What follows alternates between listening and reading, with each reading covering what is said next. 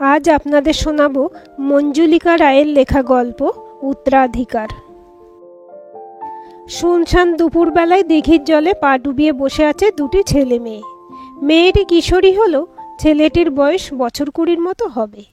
মেয়েটির গাছ কোমর করে পরা লাল কালো ডুরে শাড়িটি হাঁটু পর্যন্ত ওঠানো, ফর্সা আলতা পরা পায়ে রূপোর নুপুর ঝিকমিক করছে। কচি পাতার মতো গায়ের রং, কপালে সোনা পোকার টিপ, দীঘল চোখে কাজল, সামান্য বোঁচা নাকে একটা লাল পাথরের নাকছাবি, কোমর ছাপানো লম্বা চুলে একটা হাত খোঁপায় মেয়েটিকে মিশ্রির মতো মিষ্টি লাগছে। মেয়েটি মুখ নিচু করে জলের মধ্যে থিরথির করে কাঁপা নিজেদের প্রতিবিম্ব দেখছে। অপরদিকে তরুণটি বেশ লম্বা, টকটকে ফর্সা সুঠাম শরীর, কাঁধ পর্যন্ত চাঁচর চুল, মুখে হালকা গজানো গোপে রেখায় একেবারে রাজপুত্রের মতো সুন্দর। কিন্তু বর্তমানে তরুণটিকে খানিকটা বিপর্যস্ত ও ক্লান্ত লাগছে। সেই কতক্ষণ ধরে বসে থাকতে থাকতে পিঠ কোমর টনটন করছে। আর এতক্ষণে মহারানীর সময় হলো আসার। বারে দিমা না ঘুমালে আসে কি করে? একটু চোখের আড়ালে গেলেই চিনি চিনি করে অস্থির করে তোলে যে। ভালো, তাহলে তুমি এবার থেকে তোমার দিমার সাথেই থেকো। আমি সেই 3 কোষ পথ ভেঙিয়ে বারে বারে এখানে আসি শুধু তোমাকে একটিবার চোখের দেখা দেখতে। সেটি তো কিছুই নয়, কিন্তু আর কতকাল এভাবে চলবে চিনি? তোমার দিমা যে শর্ত দিয়েছেন তা কখনোই আমার ক্ষমতায় কুলোবে না। একটা মুদিখানার দোকান দেওয়ার মতো রেস্তো কি আমাদের আছে? খালি হাতে কেউ ধারও দেবে না। আছে গো আছে, মহাজনও আছে, ধন দৌলতও আছে। তরুণটির চোখে ছায়া ঘনালো, ব্যথিত স্বরে বলে উঠল, ঠাট্টা করছো চিনি? না গো, ঠাট্টা একেবারেই নয় গো। এই নাও, এটা দিয়ে দিমার শর্ত পূরণ করো দেখিনি। চটপট ফিরে গিয়ে বেশ জম্পেশ করে একখান দোকান দিও। তরুণটি বিস্মিত চোখে তখনও তাকিয়ে আছে দেখে চিনি ছেলেটির হাতটা টেনে নিয়ে হাতের মধ্যে একটা ছোট পুঁটুলি গুঁজে দেয়। কি এটা? খুলেই দেখো না। তবে আগে ভাগেই বলে রাখছি, এটা কিন্তু আমার নিজের ধন, দিমার দেওয়া নয়। নয়নচাঁদ মোড়ক খুলে দেখে একটা সোনার বিছা হার। নয়ন হারটিকে চিনির হাতে গুঁজে দিয়ে বলল, মেয়েদের গায়ের গয়না যে পুরুষ নেয় তাকে শতধিক। আমি গরিব হতে পারি, কিন্তু এমন কাজ কখনো করবনি। গয়না হলো লক্ষ্মীর অংশ, আহমুক ছাড়া তাকে কেউ বেচে? দিমা বলে গয়না হলো স্ত্রীধন, দরকারে কাজে লাগাবার জন্যে। মরণকালে আমার মায়েটি দিদার কাছে রেখে গিয়েছিল, দিদা আবার আমাকে দেছে। কিন্তু দিমাকে এটার কথা কখনো বলিওনি। আমি মহাজন হয়ে এই হার দিয়ে তোমাকে আজীবনের মতো কিনে নিলুম। এই মহাজন কিন্তু বড্ড কড়া, মনে রেখো, সে আজীবন তোমাকে নাকে দড়ি দিয়ে ঘোরাবে। তার কাছে কিন্তু কোনো রকম ট্যাঁফও চলবে নি। এই সম্পর্কে সূত্রপাত হয়েছিল 6 মাস আগে এক সাঁঝবেলায়। শ্রীমান নয়নচাঁদ কর্মকার আত্মীয়তার সূত্র ধরে এসেছিল উচ্ছেপোতা গ্রামের পদ্মদাসীর বাড়িতে। পদ্মদাসী তার সই গঙ্গাজলের মৃত্যুর পরে সইয়ের মা বাপ মরার নাতনি চিনিকে নিজের কাছে নিয়ে এসে রেখেছেন। পদ্মদাসীর বাড়িতেই এই দুজনের প্রথমে চোখাচোখি, পরে মন দেওয়া দেওয়াই হয়। ও দিমা, কে একটা মুস্কো লোক দাওয়ায় উঠে এসেছে গো, কইছে সে নাকি তোমার কুটুম হয়। চিনির উঁচু গলার ডাক শুনে ঘরের ভিতর থেকে বের হয়ে এলেন পদ্ম ঠাকুরুন। চিনি তুলসীতলায় পিদিম জেলে সন্ধে দিতে গিয়েছিল। ভর সন্ধেবেলা কিশোরী মেয়েটির সামান্য উৎকণ্ঠিত গলার আওয়াজ শুনে লাঠিতে ভর দিয়ে মাজা ভাঙা শরীরটাকে টেনে ঘরের ভিতর থেকে বের হয়ে খড়খড়ে গলায় পদ্ম ঠাকুরুন বলে উঠলেন, আমার বাপু 3 কুলে কেউ নেই কোথায়, তাই আবার কোন কুটুম এই অসময়ে কুটুম্বিতি করতে এসেছে? আমি সন্ধ্যের পর আর তেজারতি করি নে, টাকার দরকার পড়লে কাল বিহানবেলায় এসোখন। আমরা দুটি মেয়ে মানুষ এই নির্বান্ধ পুরীতে একা একা থাকি, তাই চটপট কেটে পড়ো দেখি মানিক। শরীরটা ভেঙে চুরে 3 হাত মতো হয়ে গেছে। সারা মুখে অজস্র বলিরেখা পদ্ম ঠাকুরুনের, প্রাচীনত্বের সাক্ষী বহন করে চলেছে। যৌবনে গায়ের রং বোধহয় মাজা কাঁসার বাসনের মতো ঝকঝকে ছিল, কিন্তু এখন চামড়ায় ছ্যাঁতলা পড়েছে। তবু তিনি যে এককালে অসম্ভব রূপবতী ছিলেন সেই চিহ্ন তার প্রাচীন শরীর থেকে একেবারে মুছে যায়নি। আগন্তুক কাছে এসে পেন নাম করে বলে, আমি এরেশোল গ্রাম থেকে এসেছি গো কর্তা মা। আমার নাম নয়নচাঁদ কর্মকার। এঁড়ে সালে গাঁয়েতে আমার বাপের ঘর ছিল বটে, তা তেনারা সব কবেই মরে হেজে ভূত হয়ে গেছেন। তা বলো দেখিনি, তোমার এহেনে আসার উদ্দেশ্যটা কি? তেমন কিছু নয়, আসলে ঠাকুরদা বললেন কি না যে নয়ন, বসেই তো আছিস, তোর কর্তামার খবরাখবর বহুদিন যাবৎ পাইনি, যা একবার গিয়ে দেখে আয়। চিনি নে, শুনি নে, হঠাৎ আমার ঠাকুরদার আমার জন্য নারী কটকটিয়ে উঠল কেন বাপু? ঠাকুরদা যে বললেন আপনি আমাদের কুটুম হন। আমার ঠাকুরদার নাম পাঁচকড়ি কর্মকার, আর আমার বাবার নাম ছিল শ্রীধরচন্দ্র কর্মকার। বুড়ো হয়েছি, সব কথা মনেও থাকিনি ছাই। এমন নামের কাউকে বাপু আমি চিনিনি। ঠাকুরদা তো বললেন আপনিও নিজের পিসিমা হন। ও, এইবার বুঝেছি, তুমি হলে পঞ্চুর নাতি। অত বড় নাম কইলে বইতে নারী। জন্মকাল থেকে তাকে তো সবাই পঞ্চু বলেই ডাকে।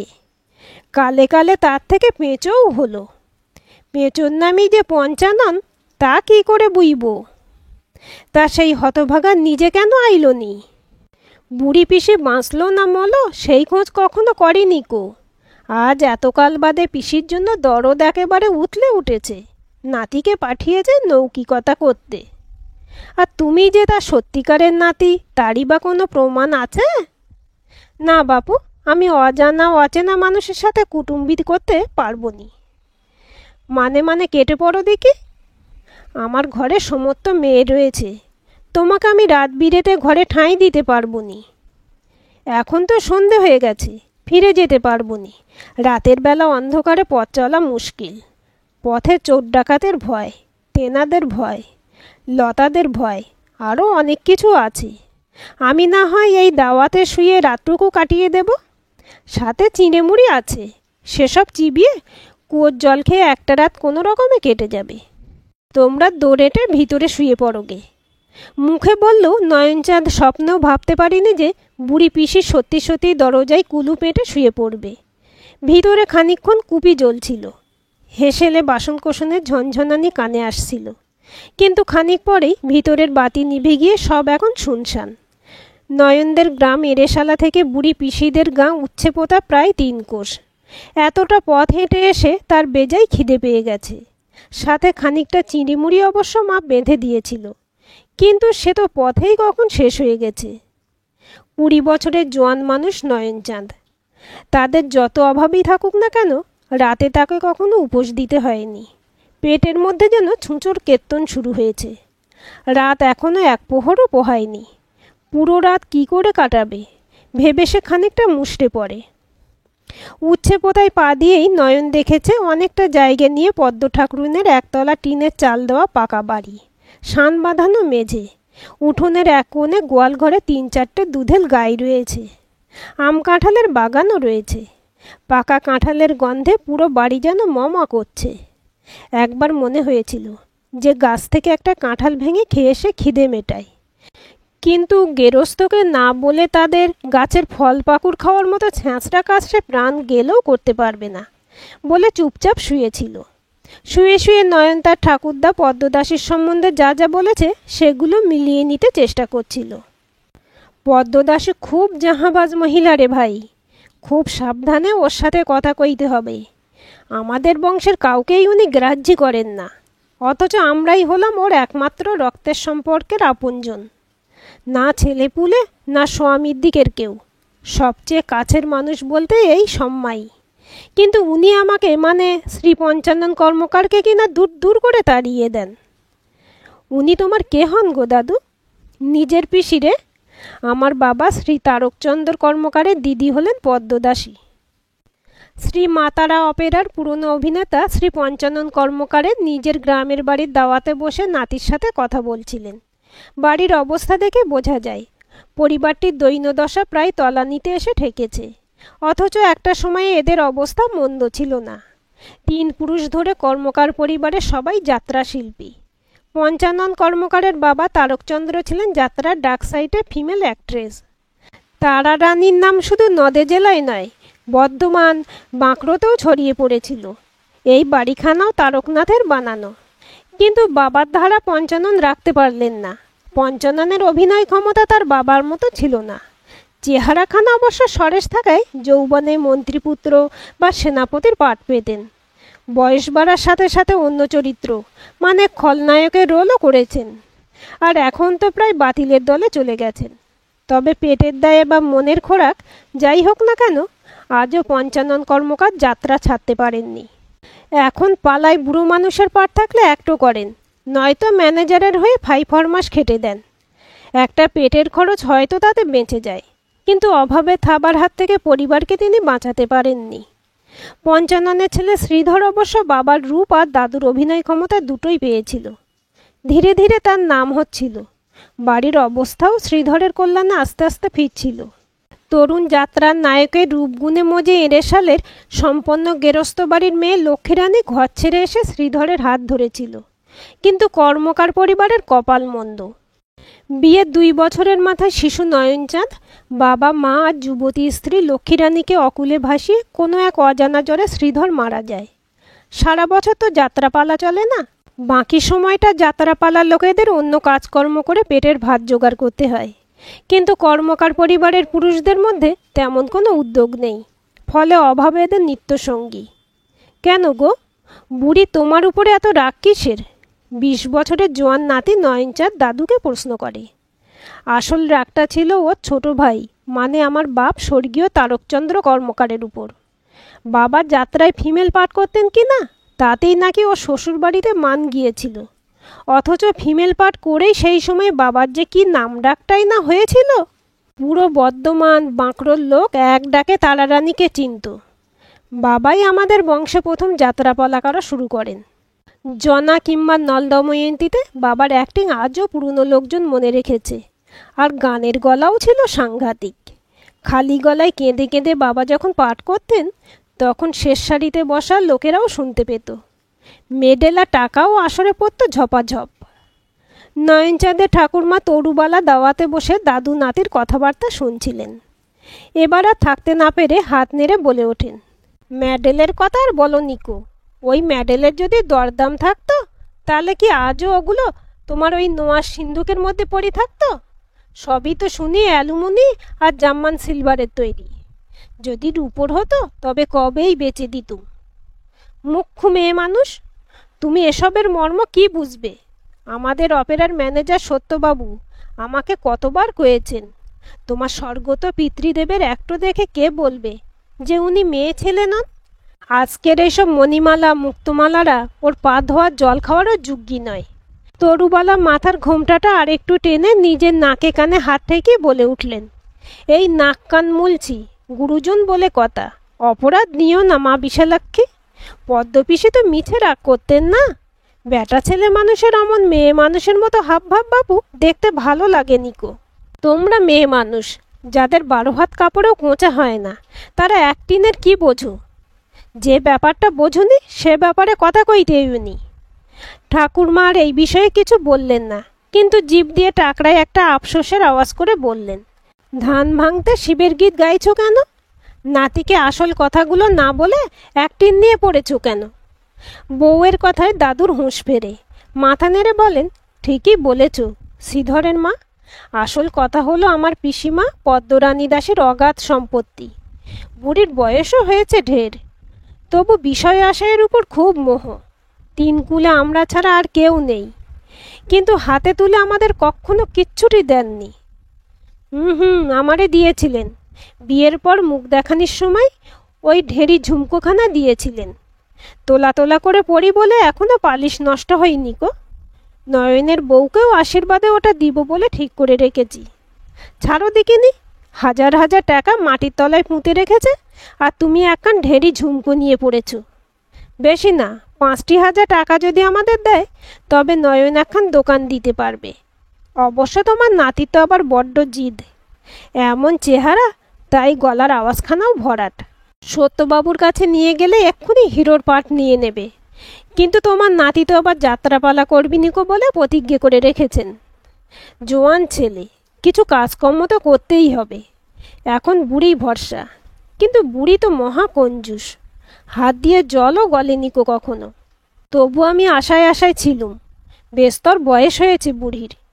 তা তিনি পটল তুললে নয়নই তো ওর সম্পত্তি পাবে। কিন্তু এর মধ্যে নানা রকম বৃত্তান্ত শুনে চিনতে হচ্ছে। ওই গাঁয়ে তালুকদার মশাই হলেন আমাদের ম্যানেজার সত্যবাবুর ভাইরা ভাই। তিনি এসেছিলেন একদিন সত্যবাবুর সাথে দেখা করতে। তার মুখেই খবর পেলুম বুড়ি নাকি একটা কচি মেয়েকে ঘরে ঠাঁই দিয়েছে। সব কিছুই নাকি ওই ছুরিটাকেই দিয়ে যাবে। বেঁচে থাকতেই তো এমনটি আমরা হতে দিতে পারি নে। তাই প্রথমে নয়ন গিয়ে সব দেখে শুনে আসুক, তারপর নয় আমি তুমি দুজনে মিলে গিয়ে পড়ব। আমাকে দূর দূর করলেও ভাইপো বউকে তো আর তাড়িয়ে দিতে পারবো নি। নয়নের বয়স 20 হতে চলেছে। বছর 2 আগে সোনার কাজ শিখতে বোম্বেতে গিয়েছিল। বাড়ির একমাত্র ছেলে ঘর ছেড়ে বিদেশ বুভিয়ে পড়ে থাকবে, সেটা এই বাড়ির কারুরই পছন্দ নয়। ঠাকুরমার কান্নাকাটি, দাদুর একে তাকে ধরে ঘন ঘন চিঠি চাপাটি চটে কাজ ছেড়ে 1 বছর হলো গাঁয়ে চলে এসেছে। কিন্তু এসে থেকে মন খারাপ করে ঘরে বসে আছে। এই কর্মকার পরিবারের আসল চালিকা শক্তি হলো নয়নের মা লক্ষ্মীমণি। সে সম্পন্ন চাষি পরিবারের মেয়ে।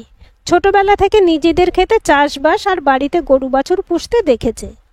ছোট ছোট জায়গায় সে যা গাছপালা লাগায় তাতে বাড়ির বাজার খরচ তো লাগেই না, বরং 2 পয়সা হাতে আসে। সাথে সে হাঁস মুরগি ছাগলও পুষেছে। কিন্তু এত করেও 4 জনের পেট চলে না। লক্ষ্মীমণির গরু পোষার খুব শখ, কিন্তু গরু কেনার মতো পুঁজি কর্মকার পরিবারের নেই। নয়ন ভাবে হাতে 2 পয়সা এলে মাকে সে একটা দুধের গাই কিনে দেবে। নয়নচাঁদের ঠাকুরমা তরুবালাও রোজগার করে। যাত্রার পুরনো পোশাক আশাক একটো করতে গিয়ে অনেক সময় ফেঁসে যায়। সেসবে রিপুকর্ম করে তরুবালা। এছাড়া নতুন পোশাকে শলমাজারি চুমকি বসিয়ে সে কিছু টাকা রোজগার করে। সবাই কিছু না কিছুভাবে রোজগার করছে, কিন্তু 20 বছরের জোয়ান ছেলে হয়েও বসে বসে বাড়ির অন্ন ধ্বংস করছে ভেবে ছেলেটা মরমে মরে থাকে। উচ্ছে পোতায় পদ্মমণির কাছে আসার সময় ঠাকুরদা পই পই করে বলে দিয়েছে, নয়ন, ওই সম্পত্তির উপর তো 3 পুরুষের চোখ রয়েছে। আমার বাপ, আমি, শ্রীধর। শ্রীধরের অবর্তমানে তুই হলি ওই সম্পত্তির ওয়ারিশ। সেখানে কোথাকার ছুঁড়ি এসে ভাগ বসাবে, এ আমরা কর্মকাররা হতে দিতে পারি নে। পদ্মদাসীকে কথায় ভুলানো যাবে কিনা তা নিয়ে নয়নচাঁদের প্রথম থেকেই সংশয় ছিল। তাই বলে পদ্ম ঠাকুরুন যে তাকে বাড়িতেও ঢুকতে দেবে না, এমনকি গায়ে ঘরে অপরিচিত মানুষকেও যেখানে 2 মুঠো ভাত দেওয়া হয় সেখানে আত্মীয় হয়ে তাকে খালি পেটে রাত কাটাতে হবে, এমনটা সে স্বপ্নেও কল্পনা করেনি। চরম হতাশা তিতিবিরক্ত মন নিয়ে শুয়ে শুয়ে ভাবছিল, এখানে আসাটাই চরম বোকামি হয়েছে। তখন ভিতর থেকে কিশোরী গলা তীক্ষ্ণ স্বরে শুনতে পেল, বলি দিমা, তোমার কি ভীমরতি ধরেছে নাকি গা? ঘরে আসা অতিথিকে কি বলে না খাইয়ে রাখছো? তাছাড়া তোমার যে একজোড়া বাস্তু বাইরে আছেন, তাও কি ভুলে গেলে? দংশালের লোকটার বাপ মাকে কি জবাব দেবে শুনি? পদ্ম ঠাকুরুন বোধহয় নিজের কাজের জন্য নিজেই লজ্জিত হচ্ছিলেন, তাও গলার জোর এনে উত্তর দেন, সে কথাটি সেই সময় কেন বললি নে ছুঁড়ি? এখন এসেছিস আমার সাথে চোপা করতে? যা গিয়ে ডেকে আন দেখি। আর ঘরে রান্না কিছু আছে? আহা, রাতে আবার কবে রান্না হয়? তুমি তো রাতে দুধ খই খাও, আর আমি দুপুরের ভাতে জল ঢেলে পান্তা। তা তো আর অতিথিকে দিতে পারি না। ঘরে কালীগাইয়ের দুধ ঘন করে জাল দেওয়া আছে, আম কাঁঠাল কলা সব আছে। পেট ভরে ফলার করিয়ে দে না ছুঁড়ি, তারপর না হয় ছোঁড়াটা বৈঠকখানায় শুয়ে থাকবে কোন। সেদিন ফলার খাওয়াতে আর খেতে খেতে 4 চোখের মিলন হয়েছিল। সে কথা লুকোনো থাকেনি 2 পক্ষের অভিভাবকদের কাছে। নয়নচাঁদের মা ঠাকুরমা নিজে এসেছিলেন সম্বন্ধ করতে, কিন্তু পদ্মমণির ভয়ঙ্কর গো, যাত্রাবাড়ির ছেলের সঙ্গে সইয়ের নাতনির বিয়ে তিনি দেবেন না। শেষে 6 মাস সময় দিয়েছিলেন। ছেলে যদি এর মধ্যে অন্য কোনো রোজগারপাতি করে তবেই তিনি এই বিয়ে দেবেন। 3 মাসের মধ্যে নয়নচাঁদ দাঁড়িয়ে যায়। শ্বশুরবাড়ি যাবার পথে পালকিতে বসে রাঙা চেলি পড়া চিনি ফাঁদি নথ নেড়ে চুপি চুপি নয়নচাঁদকে বলেছিল, দেখলে তো বরমশাই, মহাজনের কথা মান্যি করলে ভালোই হয়। নয়নের ঠাকুরদা অবশ্য নিজের বউকে বলেছিলুম কি না যে কর্মকার বংশের এলেম আছে। আমাদের নাতি সম্পত্তি আর রাজকন্যা 2ই ফিরিয়ে এনেছে। আজকের গল্পটি কেমন লাগলো কমেন্ট করে জানাবেন। ভালো লাগলে লাইক, হাইপ, শেয়ার করবেন। আর চ্যানেলটি সাবস্ক্রাইব করে বেল আইকনটি ক্লিক করে রাখতে ভুলবেন না।